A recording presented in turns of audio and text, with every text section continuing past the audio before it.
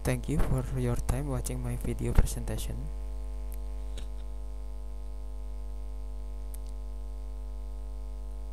On this occasion, I will show Visual Basic application at Microsoft Excel that is used to calculate materials. After calculating the budgets, the next step is to perform the calculation of required materials that will be used in the project that we handle. The principle is basically the amount of materials that we use may not exceed the budget we have planned. Therefore, the materials needed must be calculated based on the analysis that we use to perform budget calculation. We see it at RAP Gudang that was made by my estimation staff. On this sheet, there is a column of materials and watts per unit of analysis is the result of work. In cells with a yellow background are the job done alone by main contractor. Cells in blue are job that do by subcontractor. I will show you what material should be provided by logistic. It can be seen from the blue arrows. These materials are materials that must be provided by logistic. The materials to be borne by the subcontractor can be ignored because it is not the responsibility of the logistic. We can see from the arrows materials that dependent by subcontractor. The total value of the materials by logistic and the subcontractor must equal with the value of the material to the calculation of the budget that we do. For ease of calculation, I have put the job code and the code of the material in the formula calculation. Code preceded by letter P is the code work that is the responsibility of the main contractor. Code preceded by the letters EN is a price list based on the analysis of the work unit budget calculation.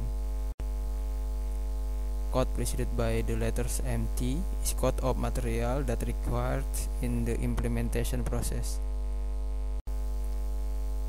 We can see here the material needs of the project is still 0. We go into sheet materials item to watch the process of calculation I have done. I have made a table based on the analysis of the work to be used in budget calculation. Column no KD is a job code that is dependent of main contractor. Code field is a code analysis for job analysis materials we need.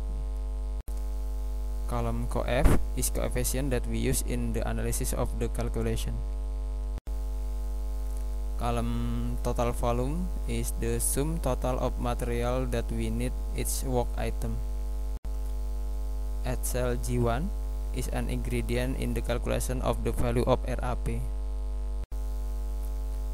At cell G2 is the accumulated value of the material that I create at table calculation. At the end of the calculation, the value of total material requirement must be equal to the value of materials on the RAP. I have provided a command button to execute a Visual Basic program. Not a lot command that I make, but it was enough to deliver the result I want. I would press the command button and we see the reaction. We see the new table will create complete with a need assessment of the material we need. With this application, we will save a lot of time calculating material requirement. And of course, to minimize the human error factor that often occurs. If the calculation process has been completed, we will be given a warning.